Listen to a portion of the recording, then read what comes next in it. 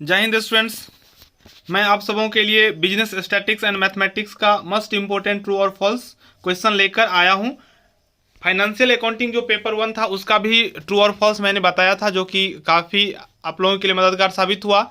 उसी प्रकार से बिजनेस स्टैटिक्स एंड मैथमेटिक्स का भी ट्रू और फॉल्स लेकर आया हूं। अगर आपको अच्छा लगता हो तो इस चैनल के साथ जुड़ जाइए, चैनल को सब्सक्राइब करके बेल आइकन को प्रेस कर दें, ऑल पर क्लिक कर दें, ताकि आपको सबसे पहले मेरा नोटिफिकेशन मिल जाए।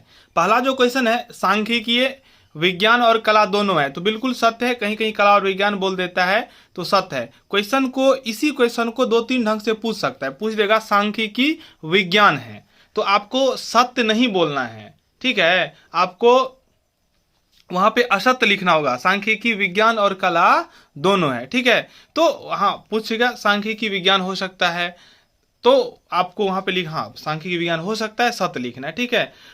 सांख्यिकी विज्ञान और कला दोनों है। दूसरा है सांख्यिकी समूह का अध्ययन करती है, व्यक्तिगत इकाइयों का नहीं। सांख्यिकी समूह का अध्ययन करती है, व्यक्तिगत इकाइयों का नहीं, बिल्कुल सत्य है। तीसरा प्रश्न है सांख्यिकी सरकारी प्रशासन का नेत्र है, यानी कि सांख्यिकी को सरकारी प्रशासन का नेत्र कहा जाता है, सत्य। चौथा है सांख्यिकी बहुवचन के रूप में समंक या आंकड़े के रूप में लिया जाता है। सांख्यिकी बहुवचन के रूप में समंक या आंकड़े के रूप में लिया जाता है, तो सत्य। सांख्यिकी को बहुवचन के रूप में समंक या आंकड़ा माना जाता है, तो इसलिए इसको हम सत्य बोलेंगे, ठीक है। ये पहला जो क्वेश्चन है, इसको आप लोगों को थोड़ा कन्फ्यूजन हो सकता है, कन्फ्यूजन दूर कर देता हूं। सांख्यिकी केवल विज्ञान है, क्वेश्चन ऐसे पूछेगा सांख्यिकी केवल विज्ञान है, उसको आपको असत्य बोलना है। अगर बोलेगा सांख्यिकी विज्ञान है तो आपको सत्य मान लेना चाहिए। सांख्यिकी कला है, उसको सत्य मान लेना चाहिए। लेकिन जब जोड़ देगा सांख्यिकी केवल विज्ञान है तो आपको असत्य मानना है। आप असत्य लिखिए, क्योंकि केवल विज्ञान ही नहीं है, कला भी होगा, ठीक है। आपको जहां जिस टॉपिक में जिस पॉइंट पे थोड़ा भी डाउट लगे, आप कमेंट में बताइए, आपको डाउट क्लियर किया जाएगा, ठीक है। पांचवा प्रश्न है सांख्यिकी गणित की एक शाखा है, तो बिल्कुल सही बात है, गणित का ही तो शाखा है, तो इसमें तो कोई दिक्कत की बात ही नहीं है। छठा क्वेश्चन है सांख्यिकी झूठ का इंद्रधनुष है। सांख्यिकी झूठ का इंद्रधनुष है, ये असत्य है। सांख्यिकी झूठ का इंद्रधनुष है, यह कथन सही नहीं है। सातवां प्रश्न है सांख्यिकी नियम सदैव पूर्णतः सत्य होते हैं, ये असत्य बात है। सांख्यिकीय नियम जो होते हैं वो ऑलवेज राइट नहीं होता है। आठवां प्रश्न है सांख्यिकी अनुसंधान विशेष उद्देश्य की पूर्ति के लिए हो सकता है, ये ट्रू स्टेटमेंट है। अगला प्रश्न है सांख्यिकी अनुसंधान विशेष उद्देश्य पूर्ति के लिए हो सकता है, बिल्कुल सही बात है।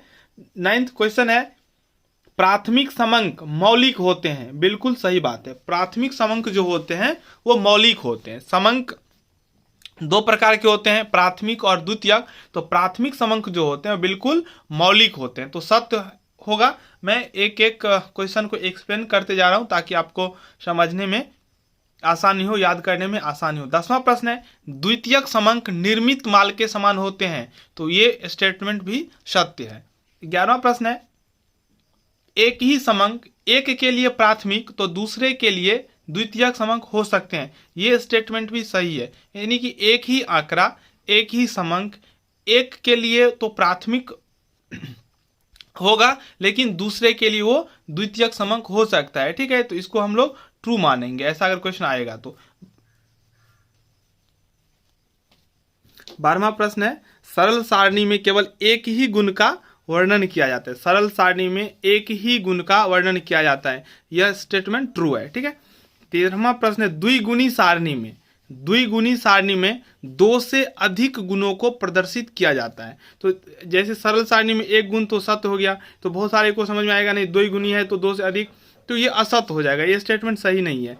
14वां प्रश्न चर दो प्रकार के होते हैं, बिल्कुल सही बात है, चर दो प्रकार के होते हैं। देखिए इसमें कुछ क्वेश्चन यानी कि 3 से 4 क्वेश्चन मान के चलिए जो आपको प्रैक्टिकल से होगा। प्रैक्टिकल जो मैं आप लोगों को लाइव में बताया भी था, जैसे पूछ देगा 1, 2 और 3 का माध्य, 1, 2, 3 का माध्य 2 होता है।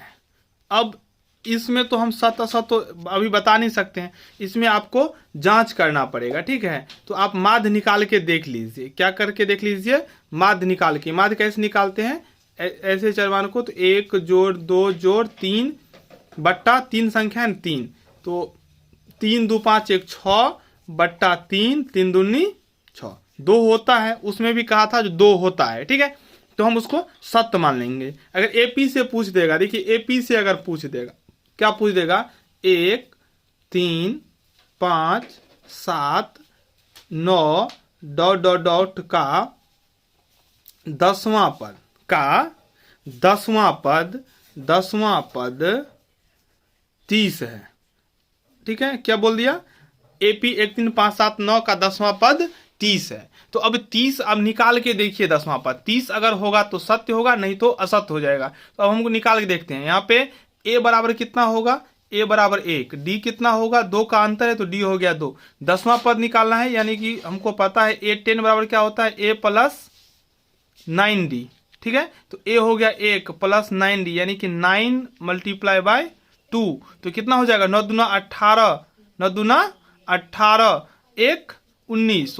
तो 10वां पद क्या होगा, 10वां पद क्या होगा, 19 होगा। 10वां पद क्या होगा, 19 होगा। तो यहाँ पे बोल रहा है 10वां पद 30 है, तो ये असत स्टेटमेंट है। तो इसी प्रकार से आपको कुछ प्रैक्टिकल क्वेश्चन पूछेगा, जिसे आपको ध्यान देकर ऐसे ही सोल्व करके आंसर देना पड़ेगा। कोई दिक्कत नहीं ना, किसी भी टॉपिक में आपको दिक्कत होता है तो बताइए हमको, हम आपको 100% सोल्यूशन देंगे, ठीक है। चर होते हैं 2 प्रकार के, बिल्कुल सही है। 15वां प्रश्न है, वर्गीकरण सारणीयन का दूसरा चरण है, ये असत्य स्टेटमेंट है। वर्गीकरण सारणीयन का दूसरा चरण है, ये सही नहीं है। 16वां प्रश्न है, माध्यिका वह बिंदु है जिसमें आधी संख्याएं कम और आधी संख्या अधिक होती है, ये भी असत्य है। 17वां स्टेटमेंट है, माध्य को बीजगणितीय निष्कर्ष को व्यक्त करने का संक्षिप्त ढंग कहा गया है, ये भी असत्य है। तो आपको बस थोड़ा ध्यान से देखना है। एक तो अभी अपलोड हो रहा है, एक शाम में भी अपलोड हो जाएगा, ठीक है। तो 2 आपको ट्रू और फॉल्स का वीडियो मिलेगा और दोनों काफ़ी महत्वपूर्ण है। एक एक क्वेश्चन को देख कर जाइए, एग्जाम में मिलने की 99% गारंटी है। 1% का तो नहीं ले सकता हूँ, क्योंकि क्वेश्चन सेट करने वाले का माइंड क्या है, क्या सोच कर उन्होंने क्वेश्चन सेट किया, वही बताएंगे।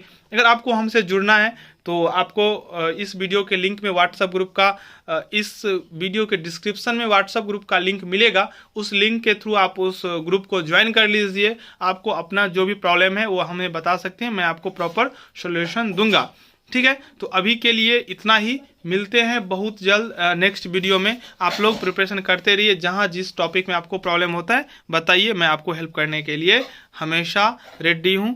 धन्यवाद।